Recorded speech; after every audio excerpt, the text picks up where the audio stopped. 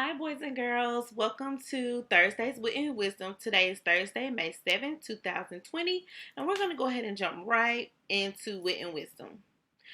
So if we were in class, I would say, what things do you now know after we finish these so many lessons in Wit and Wisdom, and what have you learned to do? And so here's a sample, parents, of what we call a knowledge journal. We do this in every module after a certain amount of books. So, what we know now, what we built in our knowledge, is that there are different versions of Cinderella story.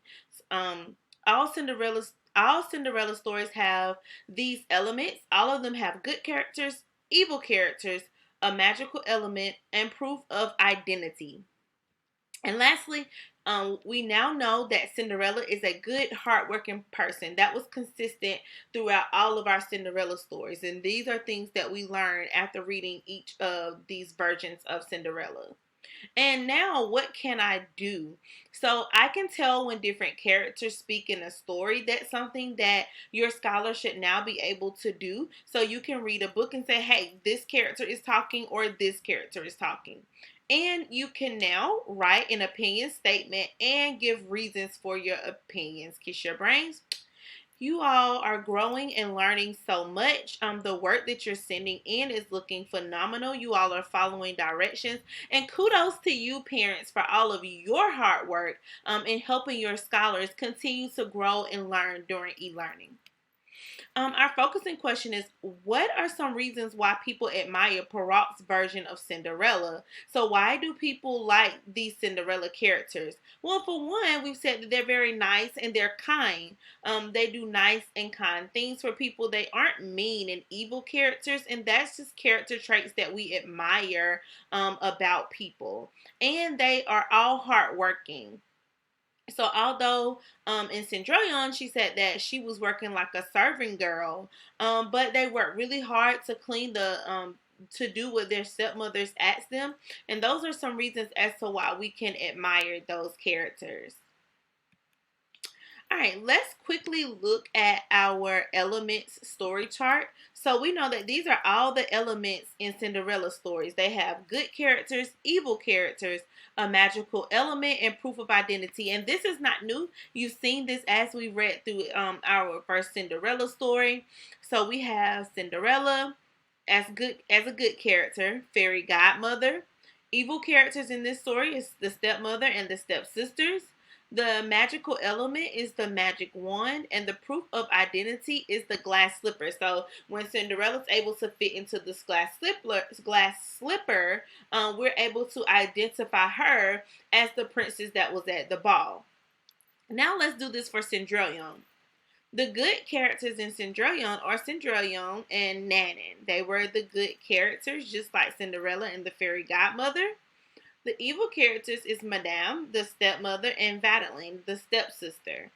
So, same here, just different names. Stepmother, stepsister are both considered evil characters. And the magical element in Cendrillon is the magic mahogany wand that the stepmother uses to transform her so that she can go to the ball. And then pay very close attention here. The proof of identity is not a glass slipper that you're used to reading about, but the pink slipper. And remember, that was actually the notice and wonder that you did on the back of the book. We have the pink slipper. Now, your to-do for today's lesson is actually really, really short. Your to-do for today is to compare your character's experiences. I'm going to take your answers from this, and I'm going to put each of these statements into a Venn diagram. It's what we use to compare two different things. And so, here's a tip. Two of these sentences, you want to write Cinderella as the answer. Two sentences you want to write Cendrillon as the answer. And there are four sentences where you're going to write the word both. So beside each of these statements, you're either going to write Cinderella, Cendrillon, or both. So both means that this happened to both characters. So number one, has a fairy godmother who uses a magic wand to help her. Did that only happen in the Cinderella story?